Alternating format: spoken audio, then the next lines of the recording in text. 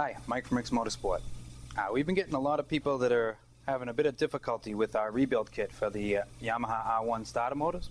So we're going to do a quick little video here, just hopefully shed some light on some of the problems people have been having, and hopefully we can help you get your starter motor repaired and back into your bike and back out riding.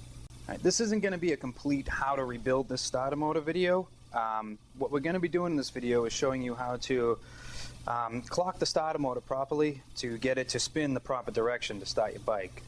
We've been having a lot of people call in saying their starter motors are either not turning or they're turning in the opposite direction. So we're going to help you fix that. Here we have an R1 starter ready for rebuild. I'm going to point out a couple things on it. So right up front here, this is the end cap for the nose. This is the body of the starter motor, and this is the commutator end cap.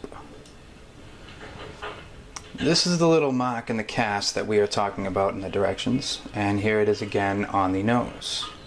Very important that these line up the proper way. In case you're having trouble seeing it, here is a close-up of that cast mark in the commutator end cap. Before disassembling your starter motor, please make sure to put unique marks on both the front and back of the starter motor body. That way, during reassembly, you can tell which end goes with the nose cap and which end goes with the commutator.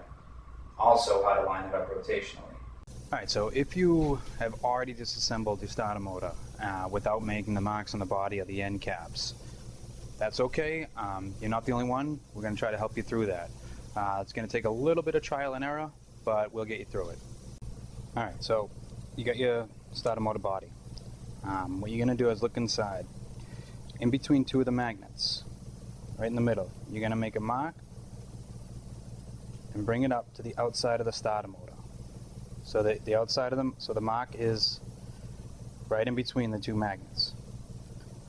And this mark is what you're going to use to line up to the casting mark on the commutator end cap.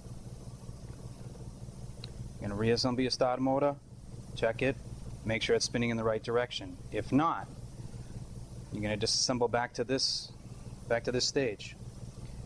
And so your first mark was here. You're going to go 90 degrees to the next space in between the two magnets. Again, bring a mark up to the outside, in between the two magnets.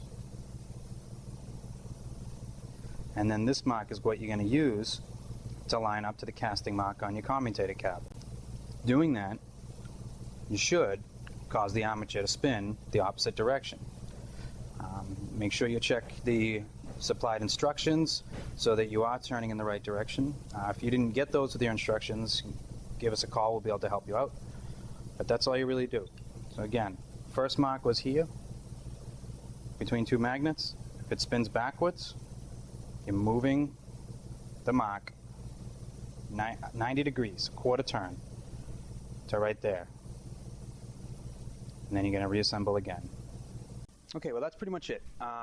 Just remember, to make this project a lot easier, when you're marking your starter motor body, please use a different mark for the nose side than you do for the tail side. Whether you do that with Sharpie, whiteout, an engraving tool, stickers, doesn't matter. Just make sure the mark on the nose side of the body is different than the mark on the tail side of the body. It makes it a lot easier to reassemble and saves you a bunch of headaches. Any other questions, give us a call or hit up the website. Thanks for watching.